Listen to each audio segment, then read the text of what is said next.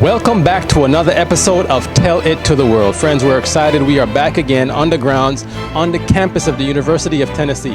And we're leaving with the students the great controversy, sharing with them the everlasting gospel. Our topic for today, anarchy and lawlessness. What Satan began in heaven, he has brought down to this earth. Let's see what the students' perspective on this one is. We are doing an Instagram live right now. We are live. We are in the field once again. As you can see, Richard there is scouting, and Richard got an interview for me. So I'm getting ready to do an interview, and I'll pass the phone over to Richard. All right? And that is Jared right here. Hi. He'll be your interviewer. We're live on Instagram. This is Leanne, friends. Okay, so Leanne, I want to ask you this question. What is anarchy? Anarchy. Kind of unrest in the government. Chaos, no control over a situation, things just not going the way they're supposed to be going, probably, yeah. Yeah, I like that. That's good. I'm going to share with you also another definition of anarchy. It says it is a state of disorder due to absence or non-recognition of authority. Okay. Right? And that's the definition of anarchy. And we can see sort of that definition of anarchy even being played out today, as I mentioned earlier. You know, we see the protests, the riots happening right now, the uproar, the looting as well. So initially it started off, because of the death of George Floyd, people are calling for justice for Breonna Taylor. And it just seems like the list keeps growing. And even recently, Daniel Prude, actually from Rochester, New York, who was detained by officers, had a plastic bag put over his head, and he actually, died because of that. And so there have been a lot of protests. You have Wisconsin, they've been doing protests there. In Portland, there have been over 100 nights of consecutive protests. So, everything is just in an uproar in society. There's been arsons, shootings. The list goes on. You know what I'm talking about. Yeah, I've been looking into the news, reading about it all, yeah. Have you seen some of these things taking place? I come from Atlanta, Georgia. So there was a lot of protesting down there. And some of it was good and some of it was really violent. I know they had to have a legal curfew of 9 p.m. because they were burning down just statues down at the CNN Center in Atlanta, and it was just really chaotic. But I'm from a smaller town outside of Atlanta, and so there they had a bunch of peaceful protests, and I actually participated in one of those, and it was just people were holding up signs. They were just encouraging the message. It wasn't violent. Are you aware of all of the protests that are taking place? Yes, ma'am. I'm very aware of them. Yes, I am. Even though the news have stopped reporting all of it, I'm very aware of all the protests going around. What do you think about the protests that are actually taking place today? Makes me proud to see the peaceful protests. I'm from Atlanta, so whenever everyone was sitting on is it Unity Bridge? I'm not sure, the one that goes from Midtown to, that was really cool. But I don't really agree with the Molotov cocktails or the bricks being thrown. What are your thoughts on the protests that are taking place? What do you think about them? I think it's really good. I think the only way now is to protest, to speak out. I'm very supportive of them. The end of support of Black Lives Matter regardless of anything. Me being a black person, I'm tired of the oppression against us us being, in general, we're 60, 70 years past the Civil Rights Act being passed, and we're still being oppressed because of that. And that's just what I feel. I feel like we're just being oppressed because of the color of our skin. I think a few of them have been too violent for what they were fighting for. I do think that the raids, that the looting, that everything got a little bit out of hand. I think that it was for a good cause and that people had the right idea in mind. But I think that the way that it came across to the people that they were trying to get the attention of didn't necessarily work. And obviously nothing's worked, so they were driven to drastic measures. I ask you, based on everything that you see, what are your thoughts on it all? Personally, I obviously am not going to stand here and be oh yeah, let's have riots and do things like that and looting. Obviously, I don't stand for that, but at the end of the day, there have been so many injustices to minorities in this country, and especially right now, the African American community. I think that this is the only way that there's going to be a change, and people are taking a stand, and I honestly think it's the best thing right now, even though it does seem like anarchy. I think it's important that they're bringing up the issues of, police brutality and, people being treated unfairly in this country. So I support it. I think it's for the best. I've attended a few protests, and it's something I agree with personally. I think it's the best for the country. I think it's unacceptable, obviously, what's been going on. but I wouldn't say all police officers are bad. I know that's, they aren't all bad, but it's one of those things where you can't have a bad apple in that line of work. It's not okay. But at the same time, I'm down for protests, but I'm not down for the violence that's been happening with them. So initially, the protests, they started off, with the Black Lives Matter movement because of the deaths of a lot of these black people. But it seems as though, and it has actually taken a shift. You can see that the movement has kind of been hijacked, right? And now you see groups like Antifa, the Proud Boys, sort of stirring the pot of anarchy in society now. I'm not really sure what people are protesting for. Is it still black people, or is it just to loot and riot just because? So do you know who Antifa are? I'm pretty sure, from my knowledge, right, they're anti-fascists, correct? Or that's what they claim to be? They're considered a terrorist organization. All right, well, here's a definition of who Antifa are and what they stand for. It says they are a loose collection of groups and individuals Who believe in active, aggressive opposition to far right-wing movements. They're also a political movement as well. And I can read you the dictionary definition. It says it's a political protest movement comprising of autonomous groups affiliated by their militant opposition to fascism and other forms of extreme right-wing ideology. And when you think about all these gatherings right now, it's not really peaceful. Usually, for the most part, they turn violent because of the infiltration of Antifa and other kindred movements. But what's interesting is that there's actually a candidate running for mayor who is a self-proclaimed Antifa member. And guess what she said? She says, "I am Antifa." So here it is. This is her right here. Her name is Sarah Iannarone. She says, "I am Antifa." Here's the article here from Washington Times, I believe. She says, "I am Antifa. Sarah Iannarone forces runoff in bid to become Portland's mayor." I do not know why anybody would take that as their headline. Like, clearly these people are starting violence. I don't know why you would encourage that or even want to be running a city with that title. Yeah, so I mean, she believes she's a part of it, and hey, that's what she's running as, right? So what do you think would happen if we begin to see Antifa, creep into political offices?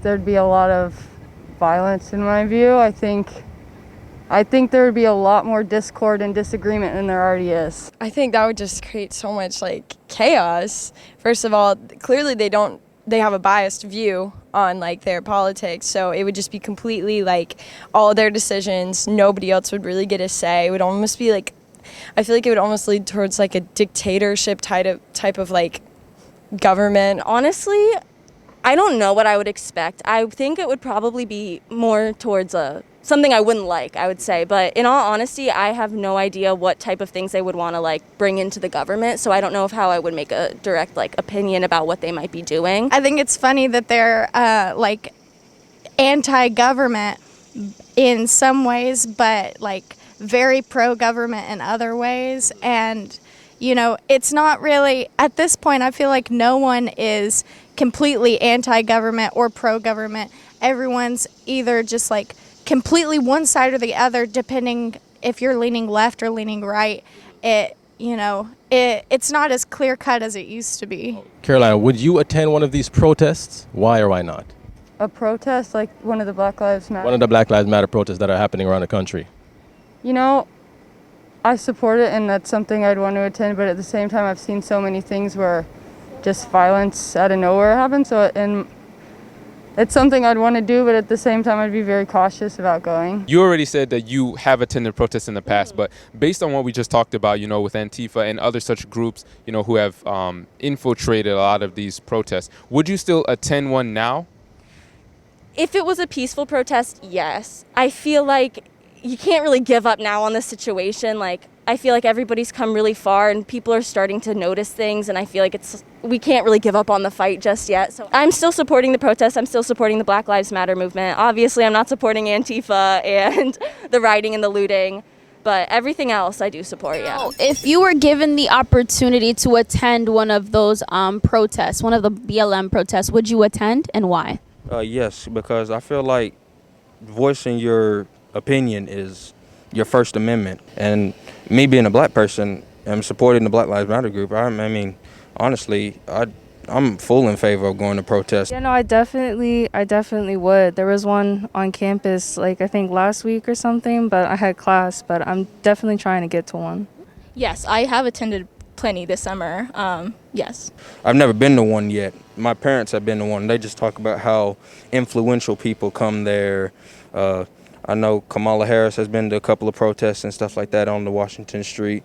I know that Biden has been to a couple of protests as well. So I'm just in support of all the influential people that are essentially coming to the protests and supporting Black Lives Matter. Okay, so what was your experience like there? My experience was the complete opposite of what the news is reporting because the news is like only showing what they want to show, but my experience was the complete opposite. I felt very empowered being there. A lot of speakers were there talking about their own experiences.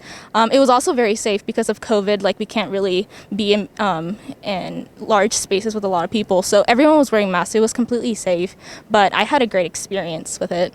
Why do you or don't you support the protests and this movement? I support people who speak out for what they believe in. I don't support silencing others. There are some like deeper other social issues. I don't know, when people are talking about the nuclear family and wanting to take that apart, and I don't think that that's right for America. Whenever they're trying to like disband it, it's like, you know, disband the mother, the father figure, you know, which I think is like has been shown to have a huge effect on people's lives, like my own father's it has, you know. Here's the thing about, you know, this group and others. There are no clear demands as to what they want in society. So we can see the buildings are being burned, people are getting hurt. It shows us that society is headed into a downward spiral into lawlessness, right? It's sort of like this Marxism type socialistic society in which we're headed into. But what are their demands? What are they trying to change? I feel like they're not for anything, they're against everything. The only thing which has been really solidified that the Black Lives Matter movement, as well as you know, some of these other groups want, is a defunding of the police. Even though police departments are still intact, in a sense, we can see how it would be if police departments were fully defunded, because, you know, right now officers are being ordered to stand down. You know, they're seeing the actual violent protests, the arson, the looting, even some killings, and they might just arrest the people and then let them go. But they're not really doing much to stop it. Now, we know the First Amendment, you know, it gives us the right to assemble peaceably, but not to riot and loot and so on. So like they're seeing the law being broken, but because of orders that are being given to them, they're not really doing anything. And I want to share with you an article from Fox News, Fox 11. A man is now charged with obstruction after protests this weekend in Green Bay. Matthew Banta made an initial appearance today in Brown County Court. Police say he had smoke grenades and a flamethrower. According to a criminal complaint, Banta was part of a group marching in downtown Green Bay on Saturday. The group had been declared an unlawful assembly. Banta was part of a group of 4 individuals with wooden bats and an Antifa flag. He ignored commands from police to stop and was eventually arrested. It's like, who are these people? Yeah, I don't know. Like, the point of these protests is to go towards peace. Why are you using violence to get peace? Doesn't make sense. So we see this lawlessness happening. Now, Mattis, let me ask you, could you live in a world without laws? I feel like it's possible, but it's not one that I would choose. I'd be like scared all the time if that was the scenario, because, you know, even though the police are seen as like this violent force right now, they also do enforce a lot of laws to like protect us. Like, you know, if we had no rules like that, there'd just be like murderers running around left and right with no consequences or no punishments, really. So I feel like it is, I mean, like, I don't know, I feel like the police should be trained in a different way, not necessarily defunded. But yeah, living in a world without rules like that, I think it would be terrifying. No, I obviously don't think I could live in a world or in a country without laws. I do understand the whole point of defunding the police, you know, after all the injustices that have happened. But I think it's hard right now. It's really hard to find a common ground between the police doing their job, but then also overdoing their job, because I've seen certain things from protests of them protesting people, like, or arresting people that are protesting peacefully and, you know, doing things like that with them. But then, like, when it comes to the Antifa, some of them just aren't doing anything. So I think that there does need to be order, but it's so difficult because I feel like people still need a voice and they still need that platform. And if protesting and starting anarchy is the only way to make it known, I understand. So it's just kind of hard right now, but I don't think the country would be able to survive if we didn't have laws. Places without laws, nothing ever works out. It only gets worse. I do think that there needs to be reform in the laws, that the laws that we have are meant to be just, but then the political system twists them and manipulates them to make them not the same for everybody. I don't think we could go 100% without laws, but there definitely has to be, like, the people who are in power right now, they need to be, somebody has to check them. When you think of, just laws in general, I mean, society, the world, nature, everything runs on laws. You know what I mean? And so what that shows me is that, if we as humans, as mankind, are not, want to do away with governmental laws, want to do with man's laws, it shows that, we wouldn't even have respect for God's laws, because God also has a law as well. So I want to ask you, from a biblical perspective now, looking at everything that's going on in the world, who is the originator of the anarchy, the strife, the hatred? Ooh. Biblically. Ooh, I have no idea. I mean, I'd say the man himself. Like us as people, ourselves are the reason for it. Who do you think is the originator of anarchy, strife, division, and hatred? I feel like a lot of people would say Lucifer, the devil.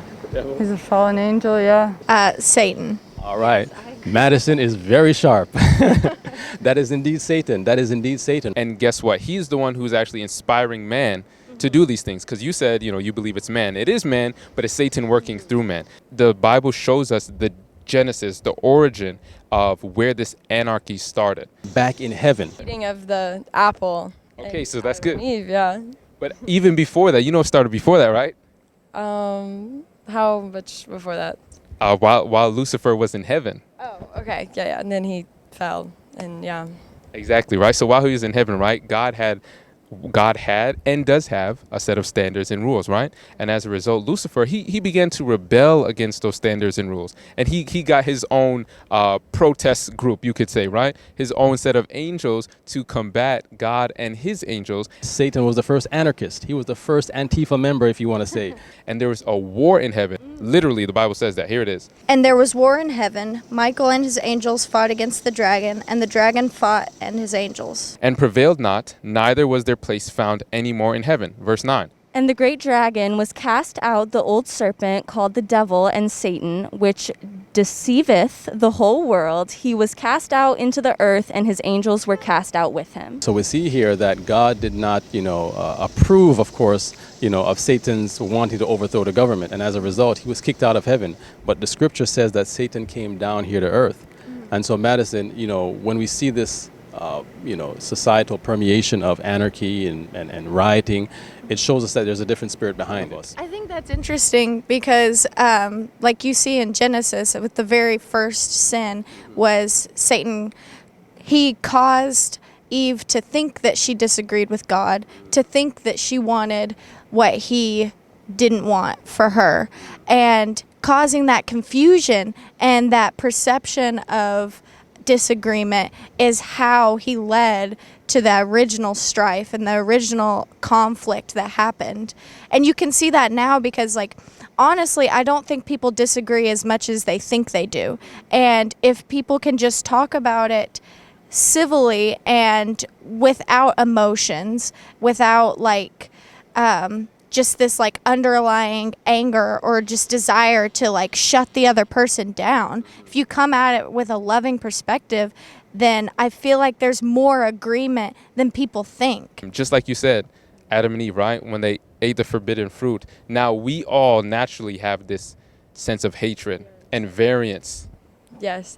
I never really thought you could connect it biblically, but now I'm seeing how you connect it, Satan rebelling and then becoming, the fallen angel, and then this is kind of tied into society now, everybody rebelling really violently in some ways, betraying the norms of society. Mm-hmm. That's true, and it also shows you that the very same spirit that they have when they're throwing bricks at people, lighting on fire innocent people's buildings, right? I mean, is that a spirit of God or Satan?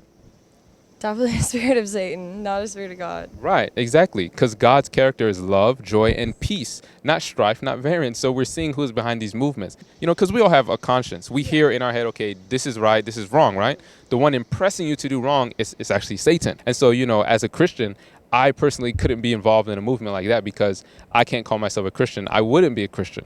And so that's what the devil wants. He wants it to make it seem as though it's white versus black, cop versus civilian, you know, Trump versus Biden. You know what I'm saying? These political parties against one another. But really, he's the enemy, but we don't see it. So we have to ask God to open our eyes so that we can fight in this battle. But we can't use physical weapons. Yeah.